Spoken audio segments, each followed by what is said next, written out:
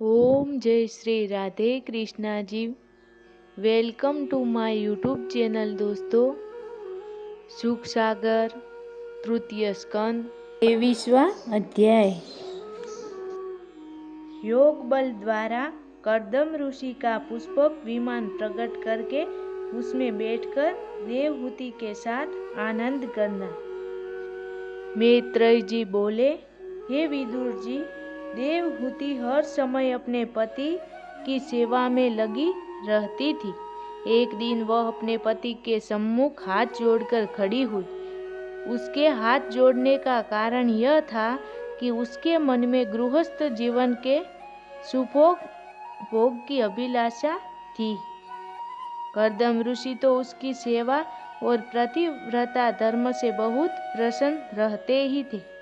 उसी समय उन्होंने अपने तपोबल से यह बात जान ली कि मेरी स्त्री को गृहस्थ जीवन के सुखोपभोग की अभिलाषा है।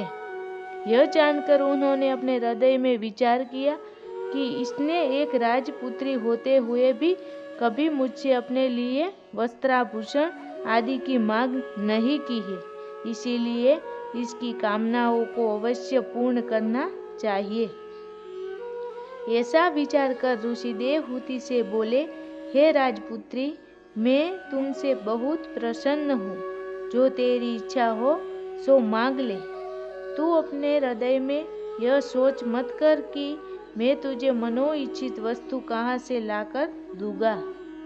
श्री नारायण भगवान की कृपा से मैं तुझे संसार की समस्त वस्तुएं दे सकता हूँ। यह सुनकर देवहूति ने मुस्कुराते हुए कहा, हे नाथ, आप लोक परलोक दोनों जगह के आनंद दाता है। जब मैंने आप जैसे महापुरुष को पति रूप में प्राप्त कर लिया, तब मुझे और किसी वस्तु की अभिलाषा शेष रह गई है जिसे मैं आपसे मांगू। मेरे पिता ने आपको ऐसा महापुरुष एवं गुणवान समझकर ही तो मुझे आपको अर्पित की है। अब मुझे केवल एक बार गृहस्थ सुख के उपभोग करने की अभिलाषा है, क्योंकि बार बार भोग विलास करना भी उचित नहीं है। देवहूति के ऐसे वचन सुनकर कर्दम ऋषि बोले, हे राजपुत्री, तू धीरज धर, मैं तेरी मनोइच्छा अवश्य पूरी करूंगा। ऋषि के ऐसे प्रिय वचन सुनकर देवहूति अपने हृदय में विचार करने लगी कि मेरे पास वस्त्राभूषण एवं सुभोग उपभोग की कोई वस्तु तो है ही नहीं, और मेरा यह शरीर भी मिट्टी एवं धूल से लथपथ रहता है। ऐसी हालत में भोग विलास किस तरह हो सकेगा। जिस समय देवहूति ने अपने हृदय में यह विचार किया, उसी समय अंतर्यामी कर्दम ऋषि ने उनके मन का सब हाल जान लिया। तब उन्होंने अपने योग बल से उसी समय वहां पर एक ऐसा मनोहर रत्न जड़ित विमान प्रकट कर दिया, जो स्वर्ण से निर्मित और आकार प्रकार में बहुत बड़ा था। उसमें चारों ओर मोतियों की झालरें लटक रही थी और रेशमी मखमली बिछोने बिछे हुए थे। उस विमान में इंद्रपुरी के मकानों से भी अधिक सुंदर अनेकों मकान बने हुए थे। देवहूति ने जब उस विमान को देखा, तब अपने हृदय में यह विचार किया कि मेरा धूल शरीर इस विमान पर बैठने योग्य नहीं है। तब देवहूति के मन की बात को समझकर ऋषि ने अपने योग बल द्वारा निर्मल और स्वच्छ जल से परिपूर्ण एक नारायण कुंड को उत्पन्न कर दिया। उस कुंड में सुहावने कमल खिल रहे थे, उन कमलों पर भौरे गूंज रहे थे। उस कुंड को उत्पन्न करने के बाद कर्दम ऋषि ने देवहूति से कहा, हे राजपुत्री, तू उस कुंड में स्नान कर ले। पति की आज्ञा को पाकर देवहूति ने जब उस कुंड में स्नान किया, तो उसका स्वरूप देवकन्या के समान दिव्य हो गया और उसकी आयु 16 वर्ष की कन्या के तुल्य हो गई। जिस समय वह कुंड से बाहर निकली, तब बहुत सुंदर वस्त्र और आभूषणों को पहने हुए थी। उसके साथ ही 1000 सुंदर दासियां भी। जो सुंदर वस्त्राभूषणों से सुसज्जित थी और अपने हाथों में चवर लिए हुए थी। उस कुंड से बाहर निकल देवहूति से कहने लगी, हे राजपुत्री, हम सब तुम्हारी दासी हैं। उस समय देवहूति ऐसी प्रतीत हो रही थी कि उसे देखकर कामदेव की स्त्री रति भी लज्जित हो जाए।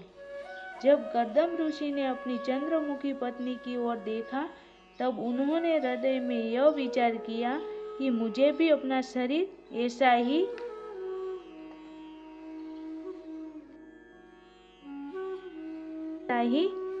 सुंदर बना लेना चाहिए।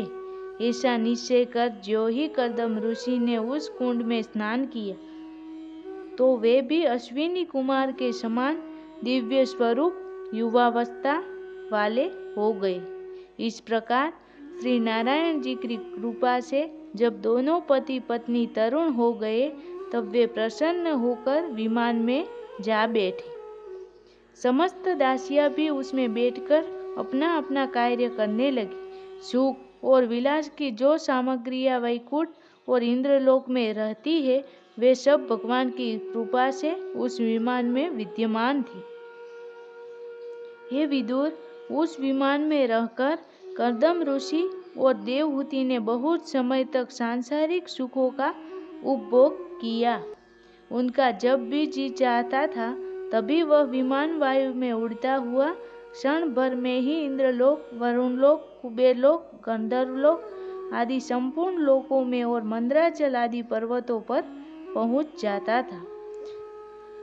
देवता तथा देव स्त्रियां उस विमान को देखकर कर्दम जी और देवहूति के भाग्य की सराहना करती थी। इस प्रकार देवहूति के साथ भोग विलास करते हुए कर्दम ऋषि को 10,000 वर्ष व्यतीत हो गए। उस संसर्ग के कारण देवहूति के गर्भ से 9 कन्याओं ने जन्म लिया। उस समय कर्दम जी ने यह विचार किया कि अब मुझे सांसारिक सुखों को त्याग कर फिर से श्री नारायण जी का भजन एवं तप करना चाहिए। ऐसा विचार कर उन्होंने देवहूति से कहा, हे राजपुत्री, अब मेरा मन गृहस्थी में नहीं लगता है। आप यदि कहो तो मैं श्री नारायण जी का भजन करने के लिए चला जाऊं। ऋषि के ऐसे वचन सुनकर देवहूति ने हाथ जोड़कर उत्तर दिया, हे स्वामी, हरि भजन करना बहुत श्रेष्ठ है।